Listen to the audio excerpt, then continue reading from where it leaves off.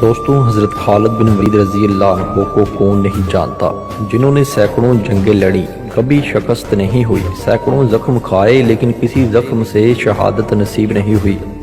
حالانکہ خود ان کی شہادت کی خواہش کرنا تمام صحابہ کے لیے قابل رشک تھا، لیکن کیونکہ آپ کو سیف اللہ یعنی اللہ کی تلوار کا لقب دیا گیا تھا، اس لیے بھلا جنگ میں یہ تلوار کیسے ٹوٹ سکتی تھی؟ مطلب ان کو اس لیے جنگ میں شہادت نصیب نہیں ہوئی۔ ان کی بہادری کے قصے پوری دنیا میں پھیل چکے تھے، دنیا ان کو واقعی سپر مین کی حیثیت سے دیکھتی تھی۔ چلیں جنگ یرموک کا ایک واقعہ یاد کرتے ہیں اور اس بہادر کی بہادری کے گن گاتے ہیں۔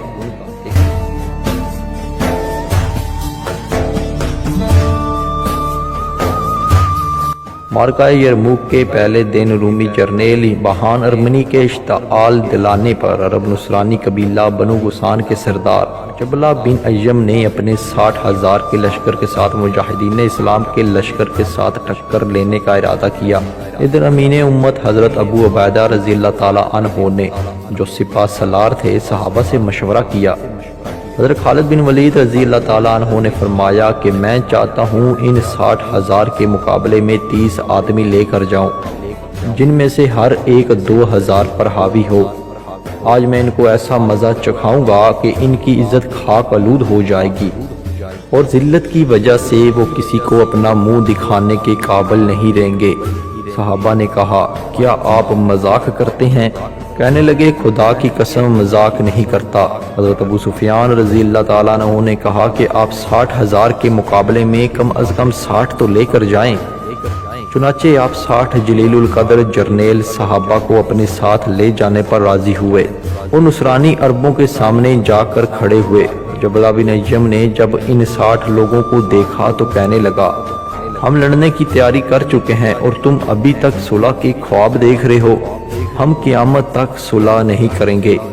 حضرت خالد بن ولید رضی اللہ تعالیٰ عنہ نے تعجب سے پوچھا کہ کیا تم ہمیں قاصد تصور کرتے ہو، حالانکہ ہم لڑنے آئے ہیں؟ جبلہ کہنے لگا، اے نوجوان، تو غرور میں اپنی قوم کو تباہی کی طرف لے کر نکلا ہے۔ آپ نے فرمایا، تم ہمیں نہیں جانتے، ہم غرور میں نہیں بلکہ اللہ پر بھروسہ کر کے نکلے ہیں۔ جبلہ نے اپنے ساتھیوں سے کہا، مسلمانوں نے مجھ کو بڑی سخت آزمائش میں ڈال دیا ہے۔ اگر ہمارے 60,000 کے لشکر نے ان 60 مسلمانوں کو مار دیا تو دنیا کہے گی اس میں کون سی بہادری کا کام ہے۔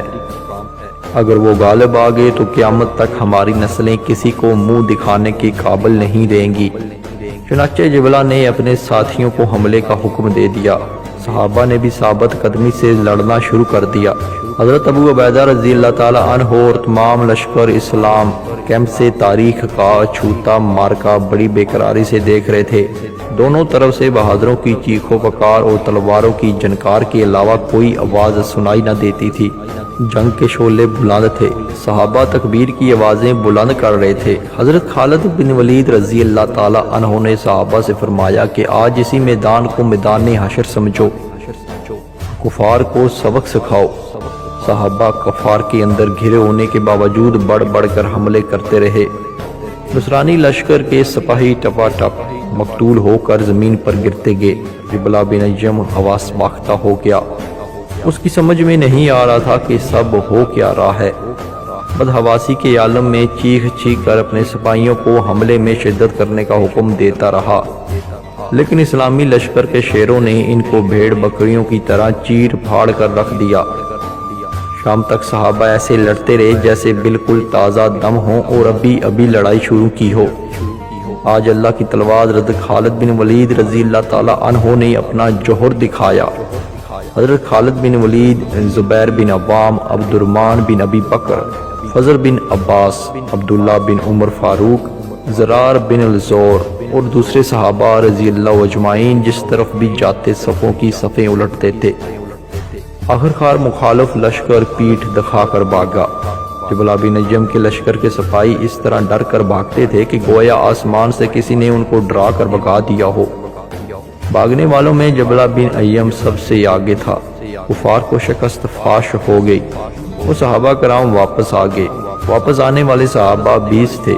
ایک مرتبہ پھر پریشانی بڑھ گئی۔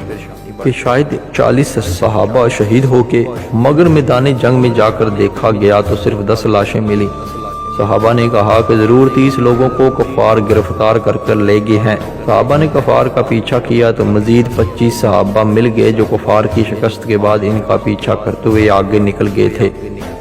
اس جنگ میں 10 صحابہ شہید ہوئے جبکہ 5 گرفتار ہوئے، جبکہ نصرانی عربوں کے 5000 آدمی مارے گئے۔